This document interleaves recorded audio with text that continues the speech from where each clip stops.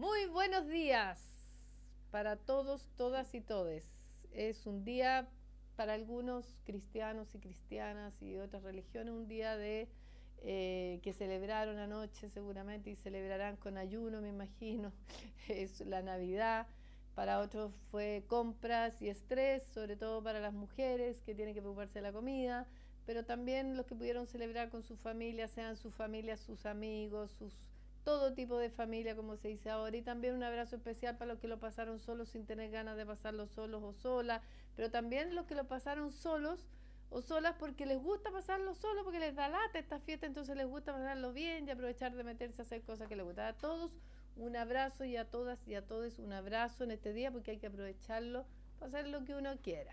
Así que, y este va a ser un día especial de Políticamente Humano, una entrevista especial, porque como cumplimos 10 años queríamos tener una entrevista especial a una persona que Corporación Humana tiene muchas ganas de juntarse con otras organizaciones y crear un premio a la mujer o a las mujeres. Eso está en discusión todavía porque tenemos que planificarlo porque han ido naciendo y floreciendo algunas mujeres mucho en distintas categorías para premiar. Y entre los nombres que han salido, uno es el de mi invitada y que ha salido reiteradamente como que ganas de premiarla, que ganas de premiarla, en fin. Bueno, y además, ¿ustedes creen que nació el niño Jesús? Ah, no, nació la Bea Sánchez el 24 de diciembre, o sea, nadie más que ella es la invitada de hoy día. Bienvenida a Políticamente Humanas. Pucha, Kena, un gusto. Tan Kena Lorenzini para partir el programa, la Kena, ¿o no? O sea, yo creo que nunca había, perdona que me meta, pero Pero vamos si a estar usted es la peleando por la invitada, conducción. usted es la No, invitada. pero cuando tú das la bienvenida en un día como este, es curioso porque hablas del abanico de una celebración que es bien diversa, ¿ah? Que no necesariamente es como la postal feliz. Ah. Y todos, habitualmente, por esta deformación del bombardeo permanente, uno siempre define esta postal feliz, como que todos lo pasaran con la familia, como que a todos les gusta y todos están encantados y nadie lo quiere pasar solo y nadie lo pasa solo. Entonces me gusta esa diversidad que le das a la hora de partir el programa. Muy Kena Lorenzini. Bueno, y ustedes ven que no está invitada porque es de todos ustedes y muchas veces nos han pedido que la invitemos a Políticamente Humana, pero era como raro invitar a una periodista, pero ahora se justifica porque nos estamos yendo, nos vamos a ir un poco así, estas entrevistas en vacaciones donde podemos hablar de... Las feministas creemos que lo personal es político y esa fue lo que ha permitido que hoy día no nos peguen en la casa y que es lo privado, ¿cierto? Pero también lo personal es político, todo es político, porque por ejemplo los porotos, yo siempre he dicho, comer porotos también es político, versus comer sushi, por ejemplo. ¿Ah? Quienes acceden al sushi, hoy día, bueno, en Chile está bastante generalizado, pero hay mucha gente de escasos recursos que no tiene idea del sushi porque es caro, no es barato el sushi, y come y sigue comiendo porotos, y también eso es político, ¿ah? Los alcances que tiene la plata. Bueno, les recuerdo que usen el hashtag Gato Políticamente Humana porque los libros son de nuestra querida editorial, 8 libros, por cierto, Ciencia y Espectáculo, Circulación de Saberes Científicos en América Latina, siglo XIX y XX. Cáchense lo cabezona y cabezones que vamos a estar. Recuerden, les voy a pedir que ahora vamos a hacer un cambio. Los tuiteen todo, pero los que además quieran el libro, manden un tuit especial diciendo quiero tal libro, porque en realidad a veces la gente se los gana y no los viene a buscar, claro, porque en realidad quería opinar y no quería los libros, ¿ya?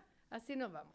Y este que me encanta, que no me he podido quedar con ninguno, el libro de los aceites de oliva en Chile, para las cocineras y los cocineros y los cocineres. Ah, ya, estamos súper inclusivos hoy día.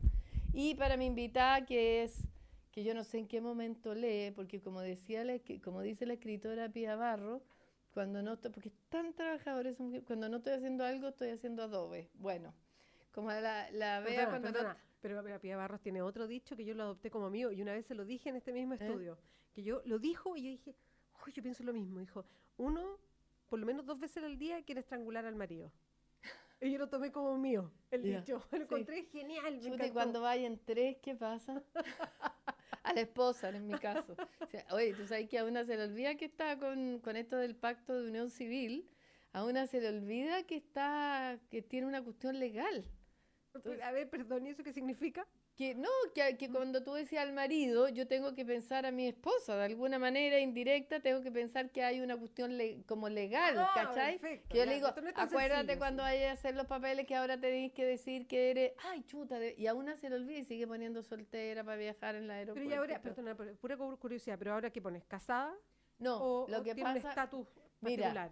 te cuento, fui a sacar documentos de auto, que estuve 6 años sin documentos de manejar y manejaba estupendo. Ah, qué bonito que lo cuentes. Sí, Kena. es que estuve 6 años porque sabes que yo soy En la una ilegalidad. rebelde, sí, y me pararon 4 veces y nunca me pasaron parte por distintas razones. Yo soy la ¿Cómo que eres mala para no, conversar? lo que pasa, vea que yo soy de las que creo, y mira que lo que voy a decir que es terrible, que la probabilidad de que te paren es tan mínima. ¿Me entiendes? Yo soy de la que creo en eso, de que la probabilidad de que, o sea, mi hermano me dice, no, yo no voy a manejar para Viña porque yo no tengo documentos. Pero la probabilidad de que te paren en ciertas fechas es mínima. Entonces ya yo manejo. No puedo creer, porque además, si se ponen estrictos en el reglamento, o sea, chao el viaje a donde vaya, porque en ese No momento. importa, pero yo te queda soy de la que detenido el creo auto. que de 100 salen 400 Una mil cosa vehículos. probabilística, dices tú. Claro, o sea, más fácil que me mate a que me paren. Claro, porque mueren 28, 30, 40 personas en un A fin ver, de semana no sé largo. si esa sea la estadística adecuada, Sí, pero. bueno, pero quiero decir que no, que yo creo que como no creo que me voy a morir entre esos 40, bueno. Entonces, Mm. cuando Google encontró a Wikileaks de Perdona, Julian Kena, pero sé Assange. que no me contestaste. ¿Y qué pones en el. Ah, bueno, y lo que te iba a contar que cuando fui a sacar documentos, le digo a la niña, me dice Estado civil, ¿Ah? conviviente legal. Ay, me dijo, se mató a la risa, me dijo, usted sabe que recién, hace 6 meses que en la papeleta aparece divorciado. Hace 6 meses, esto fue hace 2 meses atrás, y el divorcio existe del gobierno del lago. Se ha Yo pasado diría que Bachelet, sí. Piñera y Bachelet. Todavía no cambiaron la papeleta, Todavía no está citado. no está citado. Estaba anulado, seguro, ¿no? Nada, no, es que no aparece el divorcio. No aparece. O sea que el estatus de conviviente legal, ¿qué es el estatus legal, no? Puedo morirme, claro, te llamas conviviente Entonces, legal. ¿y qué Conviviente pusieron? civil, perdón, Ah, conviviente conviviente civil, ya. Sí, así que como se ahorran en papelería para algunas cosas, para otras no, porque nos viene un nuevo gobierno y cambia toda la papelería, bueno, aprovechen por favor de ponernos conviviente civil. Julian Assange cuando Google encontró a Wikileaks. Muchas gracias. Bueno, nuestra querida periodista Bea Sánchez, que cada vez que tira un tweet tiene como 600 y si no 1000 retweets y ha ido como forjando de alguna manera una cierta opinión, seguidores y seguidoras, y una vez que se repiten en los medios de comunicación las cosas que dices. Tú escribías en el Publimetro, una columna, Sí, lo sé. sí. Esa se replica, uno la ve en el The Clinic, en el Desconcierto, en el Dínamo, que te replican y te replican. De repente tú tiras un tuit muy honesto y se replica muchas veces, pero además es tomado nuevamente por estos medios de comunicación. ¿En qué momento, Beatriz Sánchez, empieza a pasar esto con tu opinión? Porque tú estuviste en Hora 20, En la red. en la red que empieza a ser el primer noticiario esperado en el sentido de lo que uno espera en noticiario, ¿me entiendes? Que no son puro o exceso de fútbol o exceso de robo, accidente, no sé qué, miscelánea y chamullo, sino que eran bien directos, buenas entrevistas y qué sé yo, y de repente desaparece la red por las razones que sean y tú empiezas a quedar, bueno, aquí en la clave, pero también tu opinión empieza a aparecer porque la gente, hay harta gente que escribe en Publimetro y yo no he visto una reacción. ¿En qué momento empieza tu voz? ¿Sientes tú hacer, porque de alguna manera se va armando una responsabilidad y tú eres una persona más bien como para adentro que para afuera, así que es bien raro ser tan... Soy para adentro, dices tú. No, en el sentido que tú no eres estrellita, hay otros que uno escucha escribir para el público, ¿me entendí? Retuitean que esto, retuitean las alabanzas que les hacen, retuitean, ¿me entiendes? El autobombo que se llama. Tú eres cero autobombo y si una te pide algo, a ti te cuesta, en fin, aparecer, como lucirte. ¿En qué momento empiezas tú a darte cuenta que lo que tú dices realmente escuchado y realmente es un aporte y te hace responsable también. Yo creo que son como dimensiones distintas, porque para ser bien honesta, yo creo que empieza a ser más relevante para los demás en el momento que yo empiezo a salir en la tele. O sea, para ser súper honesta. Esto no tiene que ver con que me haya puesto más inteligente o que tenga más sentido común que antes, porque yo creo que al final todo lo que uno escribe no es que sea más viva, más inteligente, o que haga un análisis tan espectacular, sino que tiene mucho de sentido común, que de repente nos falta mucho. Pero bueno, más allá de eso, yo creo que, para ser bien honesta, yo creo que las cosas que empiezo a hacer como periodista empiezan a tener una repercusión mayor cuando empiezo a salir en la tele. En Chile, el salir en la tele marca algo muy, muy, muy fuerte, que yo no pensaba. Yo he hecho toda mi pega en radio siempre, y yo nunca he hecho una pega muy distinta en la radio de la que hago ahora, desde que estoy en la conducción, y evidentemente uno tiene una evolución, ¿no? Pero a mí me tocó empezar a trabajar con periodistas que eran monstruos de la opinión, y que no son tantos. Entonces uno básicamente se va formando al alero de ellos, porque claro, todos fueron súper generosos a la hora del trabajo. Algunos eran absolutamente consagrados, y yo era alguien que venía entrando al estudio y siempre me dieron un espacio, siempre me prestaron mucha atención. Entonces, ¿Está hablando de la radio ADN en ese momento? No, de la radio chilena, hace mucho tiempo. Cuando existía la radio chilena, yo ahí empecé a hacer locución por primera vez, entrar a un estudio, ya sentarme a conversar, y eso fue con el Alejandro Guillé. Y el Alejandro siempre es un agrado trabajar con él, porque es un hombre muy generoso para trabajar con él. O sea, él en ese momento era como un monstruo de la televisión, así el más creíble de Chile. Yo empecé a trabajar con él en esa circunstancia. Perfecto. Él no era como alguien que estaba creciendo, porque él también llegó más tarde a los medios de comunicación. Claro, llegó jovencito. me acuerdo, perfecto. Pero él marcó un estilo completamente distinto, y la gente le agradeció ese estilo y lo consideraba muy cercano, y por ahí es que lo consideraban muy creíble. Y el Alejandro arriesgó. Yo me acuerdo de las transmisiones radiales, él arriesgaba opinión. Él también opinaba y hacía preguntas, lo que era raro en esa época. Estamos hablando del 97, 98. Y yo me crié un poquito al alero de él. Entonces, como él opinaba, yo también opinaba. No fue una cosa así como muy... A mí me encantaría pensar que siempre fue una estrategia mía, pero no, se dio por casualidad. Yo lo veía él opinando, y yo también metía la cuchara de manera mucho más impetuosa, de manera bastante más irresponsable, creo yo. No entendiendo a lo mejor en ese momento que la opinión no es solamente lanzar una idea, no es solamente decir, mira, yo creo que esto es verde. No, hay un proceso de reflexión de por qué uno piensa que eso es verde. Eso es dar opinión, cuando hay un proceso de reflexión detrás. Eso yo me fui dando cuenta después, pero entonces cuando uno se cría al alero de alguien, uno va haciendo el periodismo de esa manera, o empieza a creer que ese es el periodismo que uno, o por lo menos el que a mí me gustaba. Y la verdad es que yo siempre empecé a desarrollar la carrera de esa manera.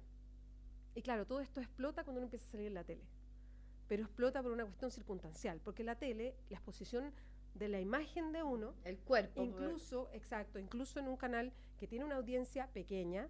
Me matan cuando yo digo esto en la red, pero es que es cierto, tiene una audiencia pequeña respecto a los otros canales. Sí, por supuesto. Pero el impacto de que uno aparezca en pantalla es muy fuerte. Y entonces, como que de alguna manera, como que existí. Es súper triste decirlo así, porque además yo conozco mucha gente que siempre ha trabajado en radio y que encuentro que es súper buena, pero uno empieza como a existir cuando sale en la tele. Claro, pero empieza a existir, pero no a todos los que salen en la televisión tiran un tweet y se retuitea de la manera, tiene tanta sintonía con lo que piensa la gente, porque además tú usas palabras como, por ejemplo, ladrones, miserables, que son palabras que una siente, la ciudadanía común y corriente las siente suyas, porque en el fondo siempre está todo esto lleno de eufemismos permanentes, ¿me entiendes? De hecho, tengo uno que hiciste, que lo quiero decir, que hiciste respecto de Lagos, me parece que Lagos y...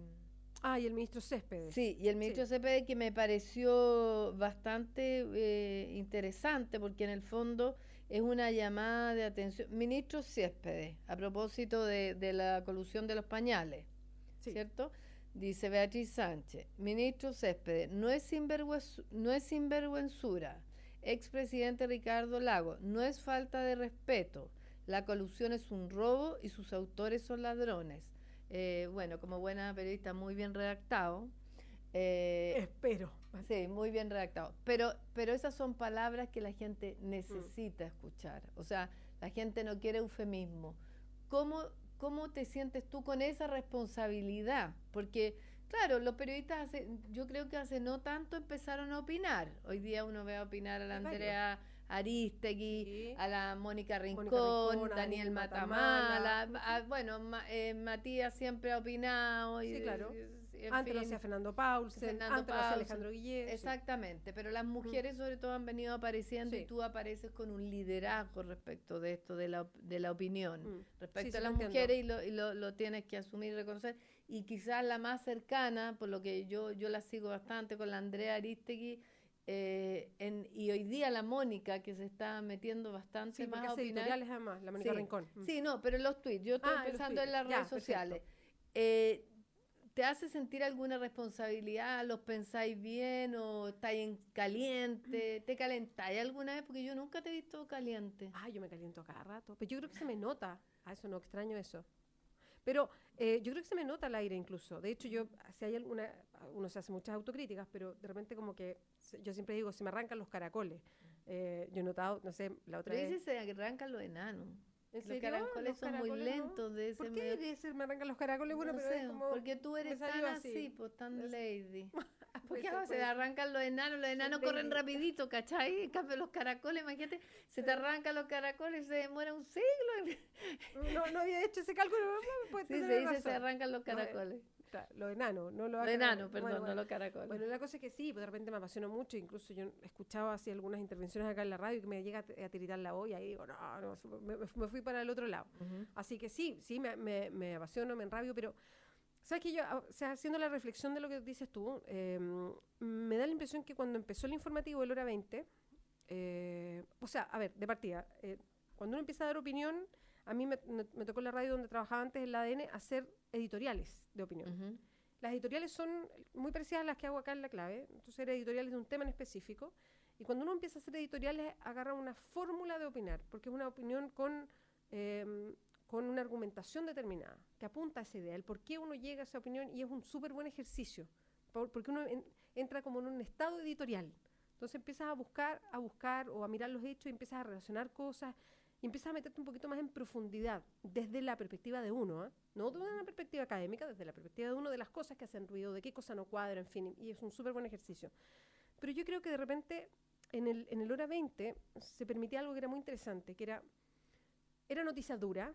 Siempre hicimos noticia dura, que no había un intento por hacer un informativo amable, era noticia dura, pero además con opinión. Eso era con un sentido ciudadano, esa era la misión que teníamos.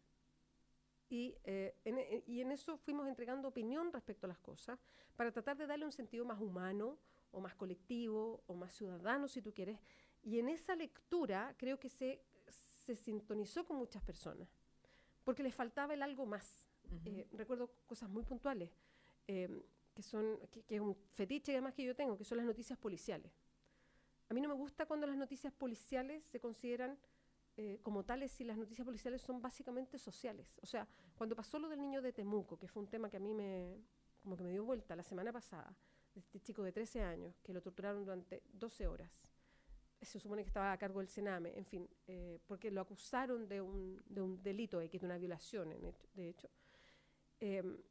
Y eso llena una página o un cuarto de página policial, como si fueras un hecho de sangre cualquiera. Claro. A mí me espanta. Y yo no entiendo por qué nosotros como medios nos damos la pelea para decir, esto no es la noticia policial no es una noticia, no es una crónica roja de que alguien acuchilló a este otro. No, esto tiene una connotación social enorme. Entonces empezamos a opinar respecto a ese tipo de cosas. De repente uno se da cuenta que esa opinión generalmente no está permanentemente en los medios de comunicación y eso empezó a crear ciertas diferencias con la amplificación que tiene la tele. Y yo creo que ahí se generó una sintonía con las personas que nos estaban escuchando y que buscaban que conversáramos un poquito más de lo que estábamos hablando. Las noticias no son, yo no soy seguidora, ponte tú, del golpe noticioso. Yo entiendo que eso es parte del periodismo. Pero a mí no me gusta tanto el golpe, a mí me gusta mucho más el contexto de las noticias, el por qué pasan las cosas, es que es lo que habla de nosotros esa noticia. Creo que eso a mí me gusta mucho más y es algo que nos permitió el ejercicio en el desarrollo de ese informativo y que fue muy, muy interesante. Bueno, estamos aquí en Políticamente Humanas conversando con la recién nacida porque estaba de cumpleaños el mismo día que dicen que nació el niño Dios, pero no, nació la Bea Sánchez, nada pero de un día cosas. antes, yo nací el 24. Un día antes, pero es que las mujeres siempre hemos sido más adelantadas, pues Bea. Este cabro llegó Eva. atrasado. Sí, pues este niño, No, el lo niño vamos- Jesús lo llegó vamos a inter- Lo vamos a atrasado. interpretar así. Me Claro, gustó esa llegó interpretación. atrasado. Aquí en Políticamente Humana y celebrando con la Bea Sánchez, porque con la Bea Sánchez hay que celebrarla porque es una mujer maravillosa. A propósito, mencionaste la palabra humanidad. Yo tengo la percepción, y nosotras como mujeres tenemos la percepción de que está todo medio deshumanizado. Hay gente que me critica cuando digo eso porque dice que justamente la humanidad tiene esta cosa media perversilla, ¿no? De cómo están las cosas, como que ya no nos impresiona que todo casi es medio negativo y que la felicidad está en nuestra familia, en nuestro hijo, en nuestro compañero, a veces en nuestros compañeros de trabajo, pero que cuando uno mira y dice, pero ¿cómo va a ser posible ese Sename? ¿Cómo va a ser posible que torture a un niño de 12 años, haya violado o no haya violado? ¿Cómo va a ser posible que hayan subido 4 veces el precio de los pañales y después hagan fundaciones los mates para expiar los pecados y que vayan a misa? ¿Cómo es posible? En fin, ¿cómo es posible que se quiera negociar cosas? Nos hemos deshumanizado, o sea, ¿qué pasa con nosotros los comunes y corrientes? Los que no somos esas 7 familias, los que no le robamos al vecino, los que no nos aprovechamos de la gente más pobre, si tú quieres, económicamente hablando, porque los pobres en realidad son ellos. En fin, que se ha deshumanizado, y no solo Chile, esto es transversal, o sea, casi Chile llega en cierta medida a ser una especie de paraíso comparado con otros países. Pero toda esta degradación en que tú cuando tienes un problema y llamas a un call center no obtienes respuesta y no la vas a obtener y no la obtuviste, punto. Y si vayas a la casa matriz, te van a decir llame a tal número y tú te parás en 4 patas y dices escríbale al gerente general y finalmente resulta que tú le dices yo tengo 200.000 seguidores o 15.000 seguidores en internet, en Twitter, te hacen caso. Mezclé cosas profundas con cosas banales, ¿ya? ¿Qué opináis? ¿En qué está ese? Porque yo no creo que el 60% de la gente no vaya a votar porque no crea en los políticos. Yo creo que la gente no va a votar porque las preocupaciones de la gente, de las cuales la derecha se llena la boca, que los problemas de la gente son otros. Yo creo que los problemas de la gente son que tienen que pagar deudas, que tienen que sobrevivir. No son los mismos estándares de los años 70, obviamente, pero que están, bueno, la Fundación Sol que viene acá rato los días martes, lo dice así que uno no puede creer que alguien pueda vivir con 150 lucas. O sea, no sé, yo no podría vivir ni siquiera ni digna ni de ninguna manera. Bueno, y cómo se la arreglaban un poco estas viejas que iban a recoger las cosas después que se iban a las ferias y así se las arreglaban. Bueno, te doy la palabra. ¿Qué piensas de si nos hemos deshumanizado, si nos dormimos, si... Yo creo que, a ver, yo creo que todo apunta a una deshumanización. A ver, yo soy súper crítica al lenguaje que se ocupa. Yo creo que hay un lenguaje público que lo asumimos todos. Nosotros como medios somos responsables porque lo asumimos. Lo asume la autoridad también. La autoridad en el amplio espectro, digamos, poder judicial, ejecutivo, parlamentario, grupos económicos, grupos asesores, en fin. Y es un lenguaje que se va volviendo economicista.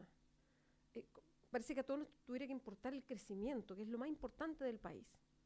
Pero, ¿por qué se habla de crecimiento? ¿Por qué se habla de guarismos numéricos para determinar ciertas situaciones? Yo no puedo creer, por ejemplo, que el salario mínimo en Chile salga de una ecuación. No. El salario mínimo en Chile tiene que ser una discusión social. ¿Con cuánto es lo mínimo que se puede sobrevivir en Chile? Que es feroz preguntárselo así, además. Pero estamos en un país que no es rico, entonces ojalá pudiéramos tener un súper buen salario, pero hacer una... ¿No es un país rico con el per cápita que tenemos? No es un país rico, porque el per cápita es un engaño, otro guarismo, porque es un promedio, digamos. Es un engaño. Es un engaño. Entonces, es un engaño en decir que muchos ganan, muy pocos ganan mucho, y parece que todos ganan, eso se divide entre todos y parece que todos recibiéramos lo mismo, exacto, por decirlo. Es cosa de ver hoy día en cuánto está el promedio del sueldo en Chile, que tiene que ser el promedio. Sí. Que es bastante por encima de lo que ganan la mayoría de los chilenos. Claro. Entonces, bueno, tiene que ver con el ingreso per cápita, qué sé yo. Entonces, algo como el salario mínimo no puede estar sujeto a una ecuación económica. Si esto tiene que ver con una cosa mucho más profunda. A eso voy con la humanidad. Yo creo que se ha instalado, y no es una cosa de Chile, por eso es un tema mundial, que lo han ido instalando todos estos organismos además internacionales, que parece que de ellos dependen mucho más que de otros organismos. A mí me encantaría que mucho de lo que pasa en el mundo dependiera más de las organizaciones que tienen que ver con derechos humanos, con derechos esenciales, con temas que miran el cambio climático, pero la verdad es que los que llevan el ritmo de lo que pasa con cada uno de los países y ponen las sanciones y se mueven de un lado para otro son el Banco Mundial, el Fondo Monetario Internacional, en fin, son puros organismos económicos. Hoy día los economistas en Chile han tomado un estatus impactante. Son candidatos presidenciales, son casi opinólogos de la realidad actual. ¿Qué nos muestra eso? O sea, los números hoy día mandan en un país. Te dicen cuándo estás bien y cuándo estás mal. Cuándo puedes pedir más, cuándo puedes pedir menos. Los números marcan a los chicos desde que están en la educación parvularia. Entonces tenemos puros rankings estandarizados. Entonces tenemos una educación que lo único que quiere es enlazar o encauzarse en números, que tantos rinden, que tantos no rinden y nada.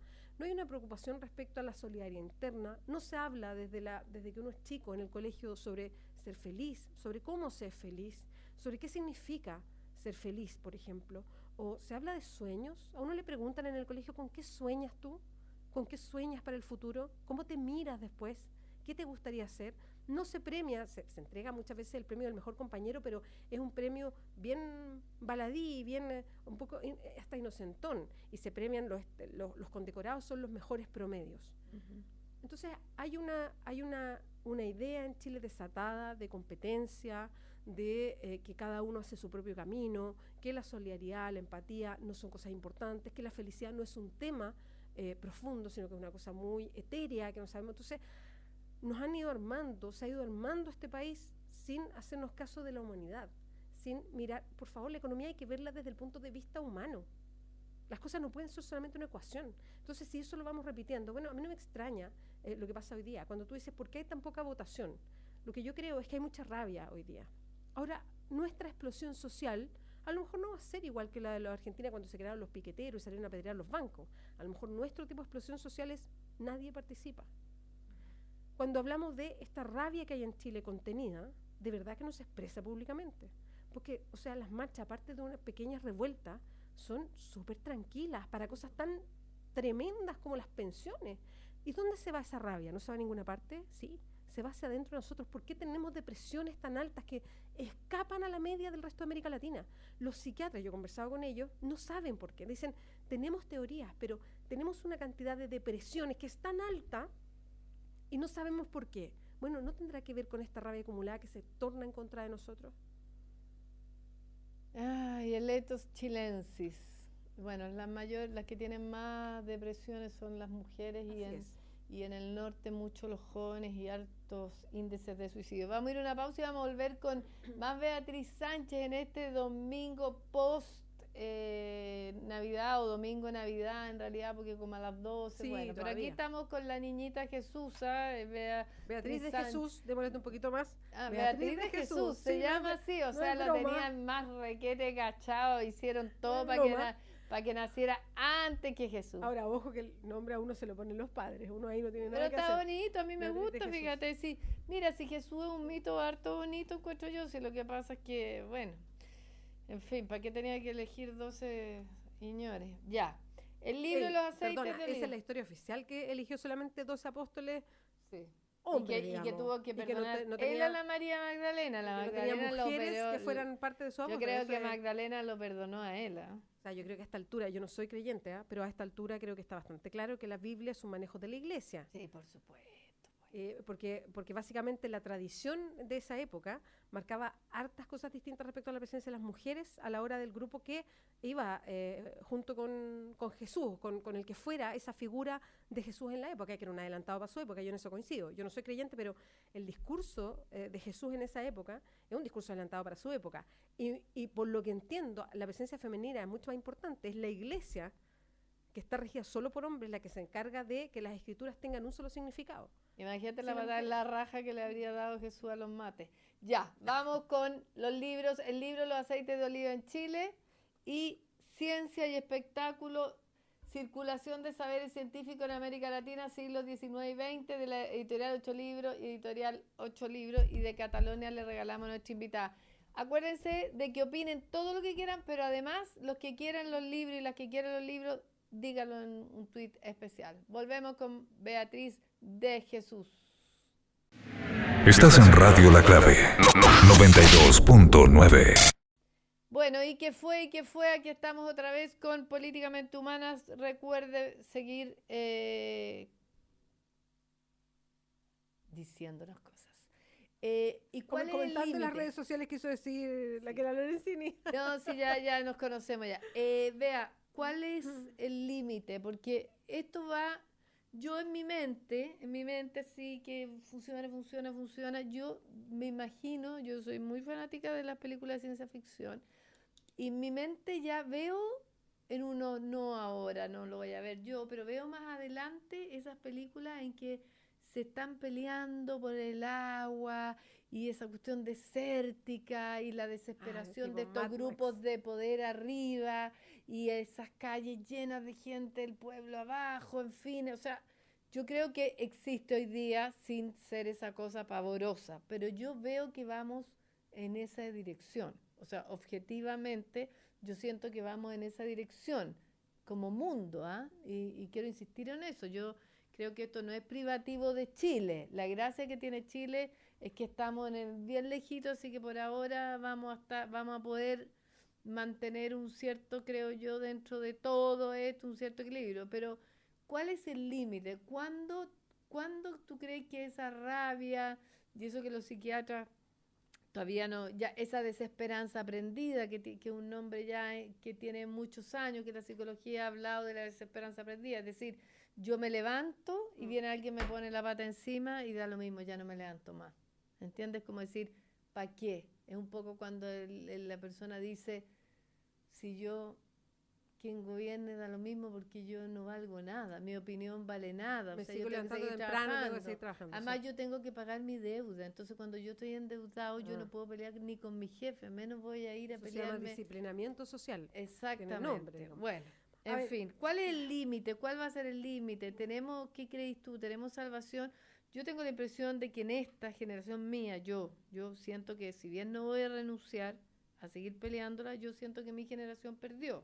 O sea, hoy día los violadores de derechos humanos andan en la calle porque o no lo han juzgado o le dan permiso para salir. Creo que las mujeres perdimos con la élite, el hecho de la muñeca. En otros países yo he hablado con amigas de Alemania, de Francia, de un montón de países, y todas me habrían dicho que no solo habría renunciado el ministro, sino que habrían renunciado los dos presidenciables a seguir con sus candidaturas. O sea, sentí que perdimos con la élite y de alguna manera con el pueblo, porque en realidad cuando entrevistan a la gente en la calle lo consideran una ordinariedad, pero no hacen el link con el ofensa hacia las mujeres, en fin. Yo siento que mi generación perdió con instalar estos temas y espero no renunciar porque espero que las generaciones que vengan lo vuelvan a retomar. Te doy la palabra. Sí, es como la pregunta del millón. Yo la otra vez hacía una editorial que se llama Pinochet nos ganó, a propósito de que se cumplían 10 años de la muerte de Pinochet, con esa misma reflexión, con que al final, cuando miramos la dictadura, en un principio nos engañábamos mirando que solamente tenía que ver con una cosa profunda de división y persecución de los chilenos, por lo que pensaban y que nos habían acallado de alguna manera y que costaba disentir, costaba discutir, de ahí en adelante todavía cuesta. Pero claro, la dictadura en realidad fue mucho más allá porque nos cambió el modo de vida, la manera de mirarnos, la manera de accionar. Se instaló un modelo económico que además nos transformó, no somos ciudadanos, somos clientes, hoy día vales por lo que tienes, si tienes lucas te salvas, si no tienes lucas no. O sea, así de sencillo, y es muy tremendo. Hay disciplinamiento social, que cuando yo escuché el término lo encontré feroz, pero es cierto. Hoy día, ¿cuánto le puedes tú pedir de participación a alguien o que realmente quiera meterse en una cuestión más colectiva si se demora 2 horas para ir y volver del trabajo? Un metro, perdona, en un metro que es un horror. O sea, no sé si la culpa tiene el metro, pero es un horror andar en la hora peak. Pero por lo menos el metro te asegura que tú llegas a un cierto horario, porque muchas veces la micro ni siquiera te asegura no, eso, pero te quiero decir que es humillante, exacto, o sea, es humillante. No es un buen viaje. No, o sea, es humillante. Claro. Es un desgaste permanente, en fin. Pero no solo eso, sino que con un sueldo tan bajo que tú tienes que vivir pidiendo préstamo. Entonces, como estás en una rueda de deuda permanente, la angustia que eso provoca, ahí volvemos a la depresión, hace que tú no puedas reclamar todos tus derechos porque hay un pavor de perder la pega, porque si no, no puedes pagar toda esta bicicleta permanente, lo que es tu vida, para poder darles una vida más digna a tus hijos, por poder tratar de cumplir algunos de los sueños que puedes tener. En fin, estamos hablando de eso. Eso se llama disciplinamiento social. Ahí hay un tema instalado y que es muy feroz. Y a eso voy con eso de que Pinochet aquí nos ganó de alguna manera.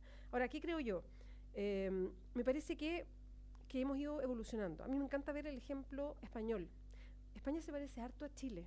Uno de repente ve discusiones españolas de distintas épocas, hoy día están todas en YouTube, así que uno las puede ver, y uno encuentra tanta sintonía, tantas cosas comunes a lo que nos ha pasado en Chile, por dictaduras, por postdictaduras, por acuerdos, por no persecución, en fin. La madre patria, como decían antes. Bueno, tiene que ver con eso seguramente.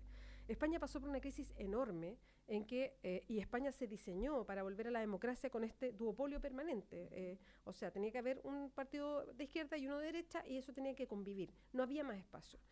Y ellos, después de esta crisis, lograron, a través de los ciudadanos, armar una izquierda distinta, que vino a desafiar a lo que ya había. A mí me parece que el ejemplo español es muy interesante de lo que pasó. Yo creo que a nosotros no sé si nos pase lo mismo, pero yo creo que hoy día hay fuerzas distintas que están surgiendo y creo que eso es viento fresco para lo que nos pasa. Yo no digo que las fuerzas sean totalmente distintas a lo que son, que son súper rupturistas, yo creo que sí, pero sí hay una mirada, hay un paradigma distinto de lo que se espera de Chile y me parece que ahí hay algo. Y a eso agrego que antes había cosas que uno toleraba como que pasan, como que podían pasar. Hoy día no, yo creo que hay una lectura sobre nosotros mismos que es distinta. Hoy día nos damos cuenta de las cosas, las conversamos, Kena, como lo estamos conversando ahora. Planteamos situaciones más rupturistas. Y eso también es algo distinto. Y eso espero que nos lleve a otras cosas. Yo personalmente creo que va a ser algo lento. No creo que de mañana triunfen los otros, claro, y cambiemos todos los paradigmas, no. Pero creo que se está cimentando una base que va a avanzar lento para algo distinto. Los partidos políticos tienen un 3% de aprobación y en general en el mundo va por ahí entre un 3 y un 6. ¿No será que se acabó? O sea, yo creo en lo que dice Kunt, ¿no? Que hay una cierta... tiene que haber una crisis para que salga algo nuevo, un nuevo paradigma. ¿No será hora de, porque están todo el rato metiéndonos en la cabeza o intentando meternos de que sin los partidos políticos no hay democracia? Bueno, la gente debe saber que la democracia nace, ¿cierto?, en Grecia, donde solo los hombres que tenían propiedades, esclavos y esposas e hijos, o sea, que no tenían nada que hacer, que tenían todo cubierto, podían participar y votar y elegir y qué sé yo. Esa era la democracia. Ha ido mejorando y ahora empeorando en el tiempo. Tuvo un pic y después bajó.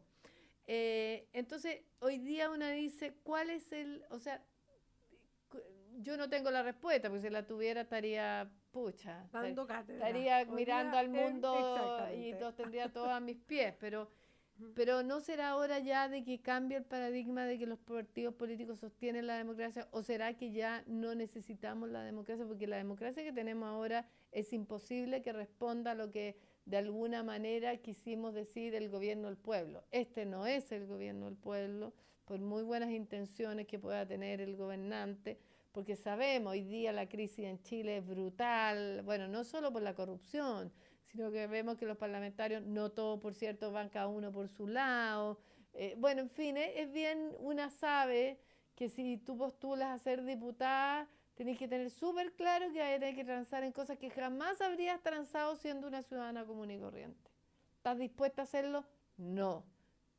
Pero si le preguntáis a otro, dice, chuta, me cambiaría la vida con 6 o 7 palos, po.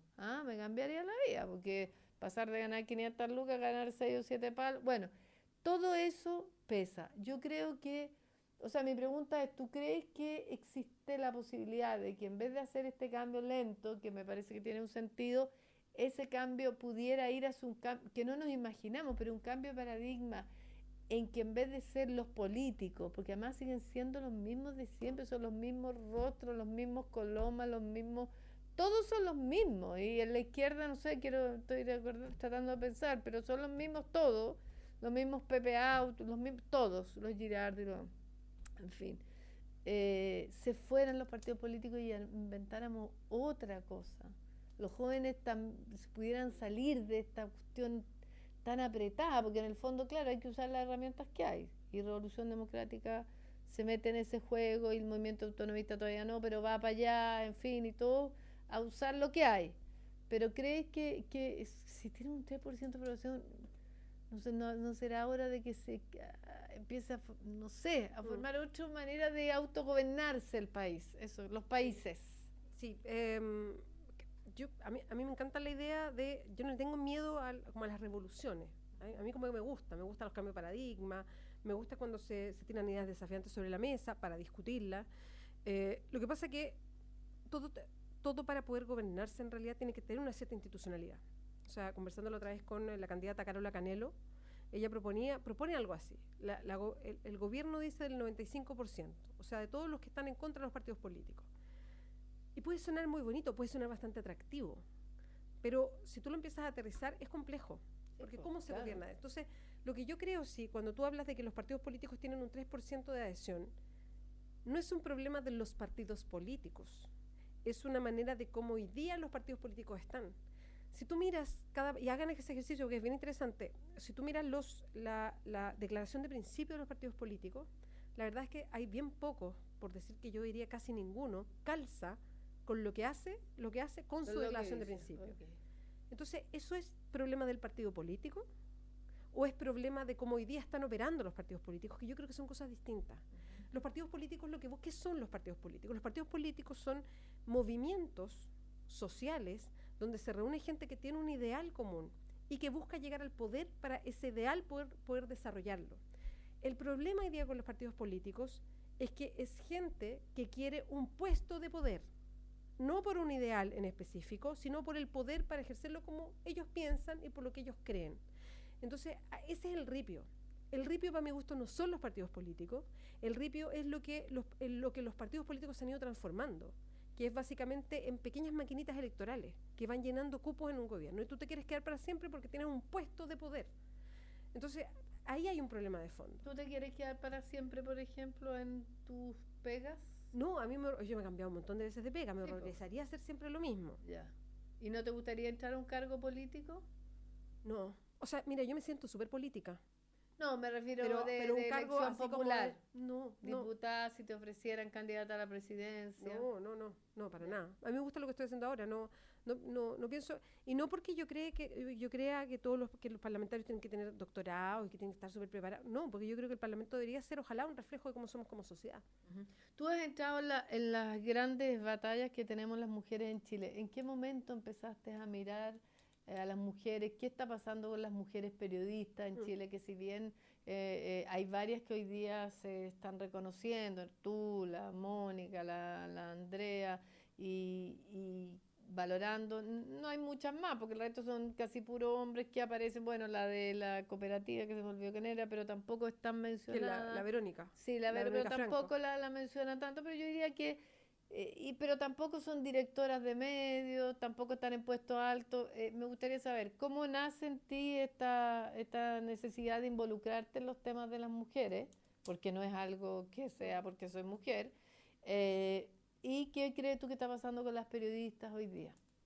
Yo creo que entré al tema más feminista porque me horroriza cómo en Chile se nos ha reducido a que somos madres. Uh-huh. Yo tengo hijos, ¿eh? O sea, pero creo que hoy día se espera que la mujer sea madre y nada más. Y cuando digo que madre y nada más, no necesariamente que tenga los hijos, sino que se comporte como una madre. Entonces, de a poco me fui dando cuenta, y por eso es que doy la lucha, y me gusta mucho lo que hacen ustedes, desde la Corporación Humana, los grupos feministas, porque lo que tenemos que entender, y por lo que yo siempre voy a estar peleando, es que creo que este margen que tenemos tan pequeño en Chile, para las mujeres, porque en Chile se espera que uno se vista de una forma, que uno se peine de una forma, que uno diga ciertas cosas, que hay palabras que no diga, que uno se comporte de cierta manera, que tenga ciertos trabajos, que tenga una vocación natural hacia la maternidad. O sea, se esperan tantas cosas, nos tienen en un cuadro tan estrecho, hay una sola dimensión de la mujer que no reconoce lo que hay. Entonces, eso a mí me agobió. Yo dije, oye, esto es una realidad y se ve en todos lados. ¿Y eso cuándo te empieza a pasar? Yo creo que, o sea, me ha pasado siempre, pero empecé a reaccionar frente a esto con cuando empecé a ser mamá y me enfrenté a todo este deber ser de madre, que a mí me espanta. Por ejemplo, me carga, siempre lo digo, me carga el Día de la Mamá. Me carga esa cosa edulcorada que le ponen a la maternidad, porque la maternidad tiene claros y oscuros. Voilà. La maternidad tiene claros y oscuros, y es súper bueno que hablemos de los oscuros que tiene la maternidad. La maternidad, y además que de repente me empecé a dar cuenta que nosotros mismos como medio, yo misma, iba naturalizando ciertas frases que son horrorosas.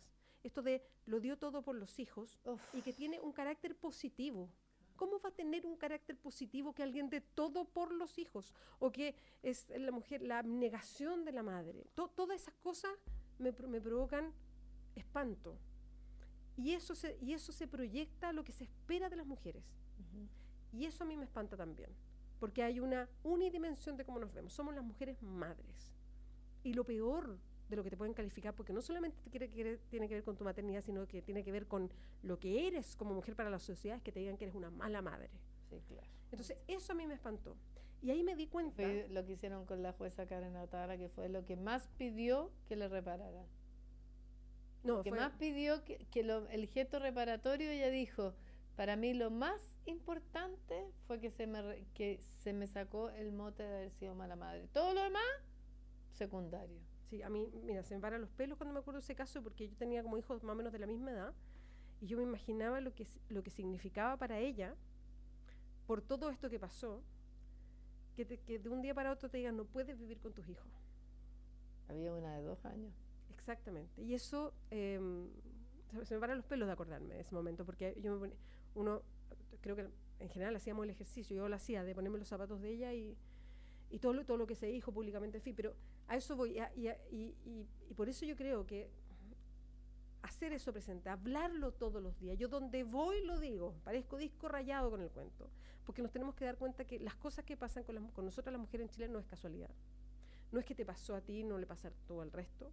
Mira, tengo una anécdota, cuando me tocó para un libro entrevistar a la presidenta, ella me decía que muchas veces se reunía con empresarias, que sé yo, de todas partes del mundo, y que le decían, no, ¿sabes qué? A mí nunca me ha pasado que haya sentido machismo, o que porque soy mujer me costó más.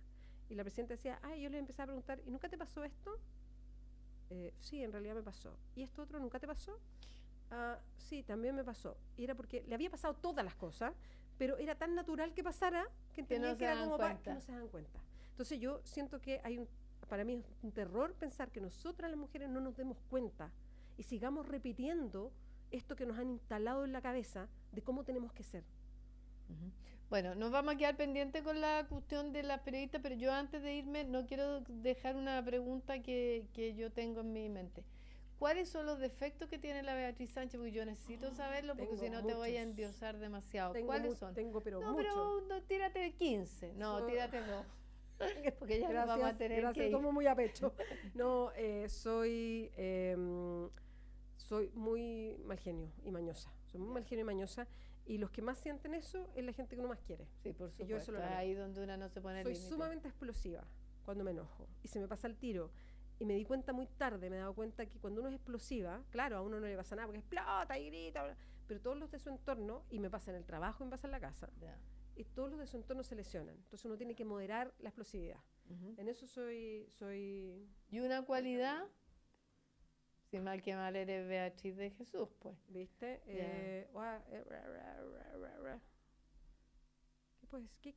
Porque yo creo que una cualidad que me gusta de mí misma. Sí, que te guste de ti misma. Que he ido aprendiendo a decir que no. Puta, eso es tremenda cualidad, pues. Sí, por eso te digo, porque aprendí a decir que no. Después de los 40, es maravilloso. Y ahora si algo no me gusta, yo digo, no, sabes que no me gusta, no quiero. Bueno, nos quedan 2 minutos para decir algo de las periodistas. Estoy mirando el reloj, que nos quedan un par de minutos. Las mujeres periodistas en Chile. No escapamos al resto, o sea, no es distinta la pega para nosotros. Hoy día pasa un paradigma que pasa en todas partes. Somos muchas mujeres periodistas. Si tú vas a una escuela, hay muchas más estudiantes mujeres de periodismo que hombres. Si tú vas a un medio, hay más reporteras seguro que reporteros hombres. Pero si tú empiezas a escalar, los editores generales son mayoritariamente hombres. Los directores de medios, o sea, fue un hito que nombraron una primera directora de Televisión Nacional. Fue un hito, ahora, o sea, hace 2 años. Pero creo que le echaron nada más. Y después cumplió otra y se volvió a salir. Y la volvieron a echar. Bueno, en fin, entonces nos pasa lo mismo, nos pasa exactamente lo mismo que a todo el resto de las mujeres en cuanto a visión de medios de comunicación. Y lo que yo creo que, y tú tocaste un punto importante, yo creo que no se espera, por lo mismo que hablábamos de este círculo estrecho de que la mujer somos madre, no se espera de la mujer que opine. Y eso es súper tremendo para esta pega, porque creo que de los hombres se espera que opine, pero provoca algo en la sociedad, provoca algo en las directivas de los medios, que las mujeres también opinen. Lo decía la Mónica Rincón de manera súper magistral. De repente ella hace editoriales junto con Daniel Matamala, y de repente algunos medios rebotan sus editoriales y solo ponen editorial de Daniel Matamala y no lo mencionan a ella. Wow. Y eso que ella tiene N cariño a Daniel Matamala y le tiene mucho respeto. Ella le tiene mucho respeto a Daniel Matamala, o sea, no es un tema de competencia, te quiero decir, entre ellos. Porque además es la evaluación que hacen los otros medios, claro, ni siquiera son los otros medios. Daniel Matamala no tiene nada que ver, claro. pero lo resaltan a él y muchas veces no a ella, y ella comparte la misma editorial. Ya. Bueno, las editoriales de la Bea Sánchez ustedes las pueden escuchar, si no la escuchan todos los días a las 9 de la mañana aquí en la radio. Somos como tú, somos La Clave, en la radio La Clave, la 92.9 a las 9 de la mañana en punto. Ustedes la pueden escuchar después en el canal YouTube de La Cuestión esta, pues ya, pues. Pucha, Bea, mira, y te cuento quién es la invitada del 1 de diciembre. ¿Quién es? Nuestra querida amiga Natalia Valdebenito. Ah, muy bien. Sí, muy pues bien. el trío dinámico. Aquí trajimos a dos maravillosas mujeres porque cumplimos 10 años de la radio, terminamos con una maravillosa mujer políticamente humana y corporación humana. Bea, te tienen la más alta estima, te queremos mucho, agradecemos mucho, nos has ayudado mucho tú, las cosas que dices, el aporte que ha hecho a las mujeres, y la Natalia también, cada una con su estilo, así que por eso la invitamos para que sean cábala. Probablemente el próximo año te vamos a pedir el 25 de diciembre que vuelvas a estar con nosotras. A ver si no evoluciona de un año a otro, que es lo esperable. Que es lo esperable. Bueno, nos vamos y le dejamos el espacio a los de la pelotita.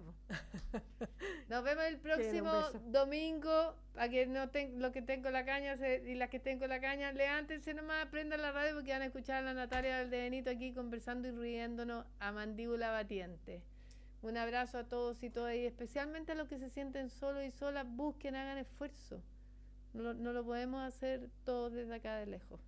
Nos vemos próximo domingo y nos escuchamos. Chao, chao.